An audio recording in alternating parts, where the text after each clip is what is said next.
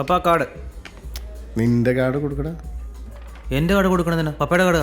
ഏത് കാർഡ് കൊടുത്താലും ഞാൻ തന്നെയല്ലേ ബില്ലടയ്ക്കുന്നു. കൊടുക്ക്. പൊന്നു മണിച്ചേട്ടാ, വെഡിങ് ആനിവേഴ്സറി ആയിട്ടെങ്കിലും എന്നെ ഒന്ന് വെറുതെ വിട്ടൂടെ? ജേക്കബേ, ഒന്ന് ഓഫീസ് വരെ വാ. ഞാൻ വീട്ടിൽ പോട്ടെന്നാ. ഓക്കെ, ഷേളി വെയിറ്റ് ചെയ്യാം. അത്യാവശ്യമില്ലെങ്കിൽ ഞാൻ പറയില്ലല്ലോ.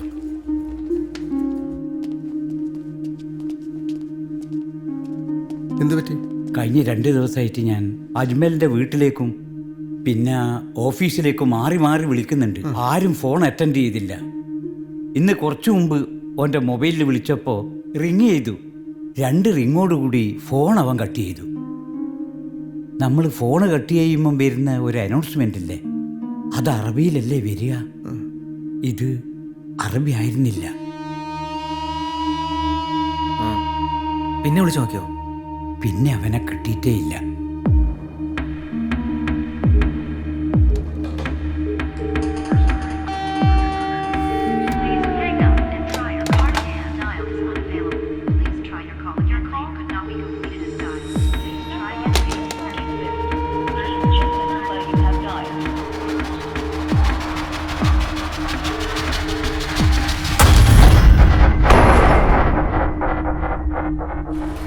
भैया ये सारा हमारा लोड है, बाकी 2 दिन के बाद आएगा. सब एक साथ शिफ्ट करते हैं. So this is yours. Thank you भैया. मेरे सारे फाइनेंशियल प्रॉब्लम्स अब सॉल्व होने वाले हैं. With this money I am going to make a clean sweep. मैं आपको कभी नहीं भूलूंगा.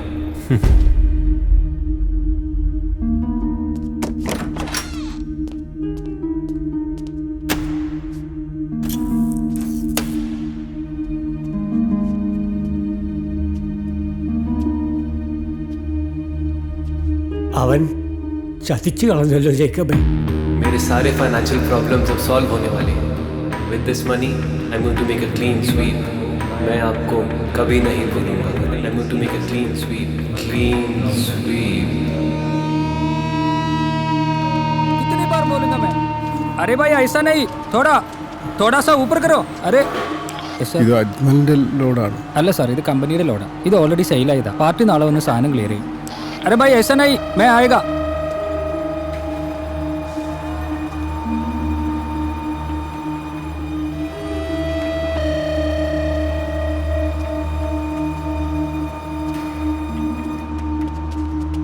പപ്പയുടെ ഇൻവെസ്റ്റേഴ്സിന്റെ മുഴുവൻ കാശ് അവൻ്റെ കയ്യിലാണോ? എത്ര? 8 million dirhams.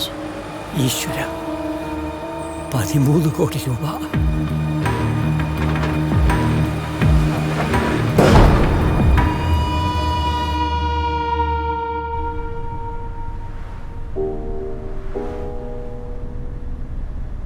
നാളത്തേക്ക് ഈ വിവരം എല്ലാവരും അറിഞ്ഞു തുടങ്ങും. ഇന്ന് ഷേളി ഇതറിയണ്ട. അവൾ സന്തോഷിക്കേണ്ട ദിവസമായി. അവൾ സന്തോഷിച്ചോട്ടെ ഇന്നും കൂടി.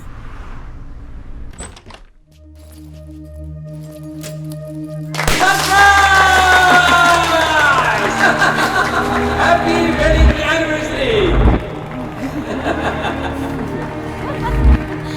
anniversary. Happy anniversary.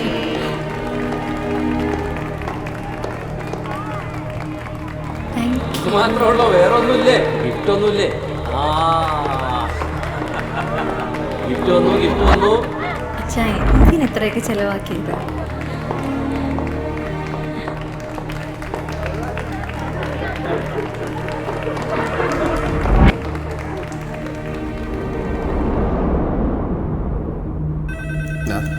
നാസറ, ഞാൻ പറയുന്ന ഒന്ന് കേക്ക്. ഇല്ലില്ല, ഞാൻ എവിടെയും പോകുന്നില്ലോ. ഞാൻ ഇവിടെ തന്നെ ഉണ്ട്. അജ്മലിനെ ഞാൻ ട്രേസ് ചെയ്തോളാം. ഒന്ന് വെയിറ്റ് ചെയ്താൽ മതി പ്ലീസ്. സന്ദീപ്, ഞാൻ ആദ്യത്തെ ഇത് ഞാൻ പറഞ്ഞ പോലെ കൃത്യം ഡേറ്റിന് പൈസ തന്നതല്ലേ. ഇത് ഞാൻ എക്സ്പെക്ട് ചെയ്യാത്തൊരവസ്ഥയായിപ്പോയി. പ്ലീസ് ഒന്ന് മനസ്സിലാക്കണം പ്ലീസ്.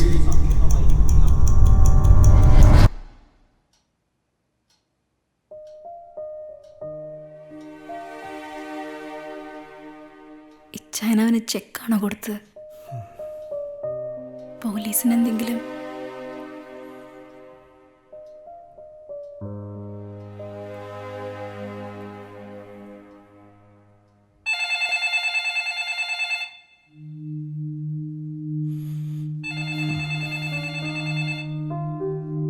ഫോണിൽ സംസാരിച്ചിട്ടൊന്നും കാര്യമില്ല. ഇൻവെസ്റ്റ് ചെയ്ത് എല്ലാവരും നേരിട്ട് കാണണം, കാര്യങ്ങൾ പറഞ്ഞ് ബോധ്യപ്പെടുത്തണം. നമ്മുടെ അവസ്ഥ മനസ്സിലാവാതിരിക്കില്ല കുറച്ച് പേർക്കെങ്കിലും. സിജോയ്, നീ എനിക്ക് തന്ന കാശ് നീ എത്രമാത്രം കഷ്ടപ്പെട്ടിട്ട് അറേഞ്ച് ചെയ്തെന്ന് എനിക്കറിയാം.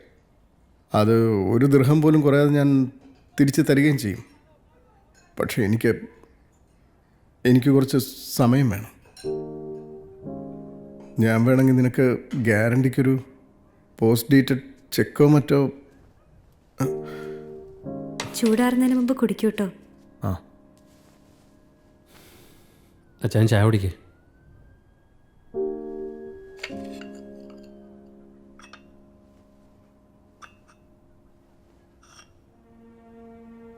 ജെറി,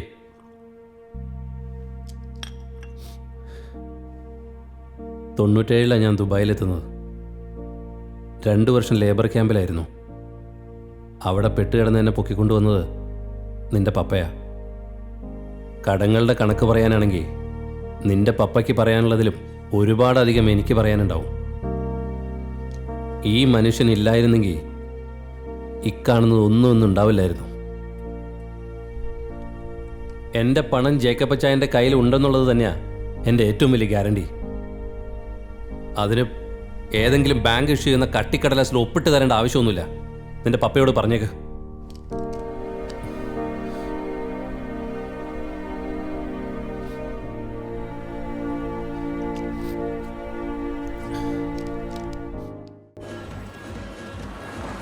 ഒമേരി എന്ന് പറഞ്ഞ ആ ഈജിപ്ഷ്യൻ ഇവിടെയാണ് താമസിക്കുന്നത്. അയാൾ സ്റ്റീൽ വാങ്ങാൻ വേണ്ടി നമ്മുടെ ഓഫീസിൽ വന്നിട്ട് കുറച്ച് അഡ്വാൻസ് ക്യാഷ് തന്നിരുന്നു. നമുക്ക് അയാളെ കാര്യങ്ങൾ പറഞ്ഞ് മനസ്സിലാക്കാം. അപ്പം ജേക്കബ്,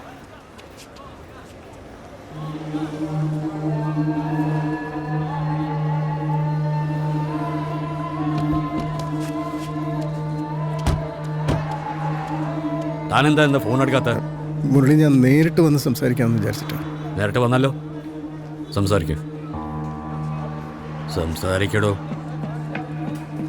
அன்னைக்கே உன்னை கேட்டிருந்தேன், அந்த அஜ்மலா நம்மளா மான். அப்ப நீ என்ன சொன்ன?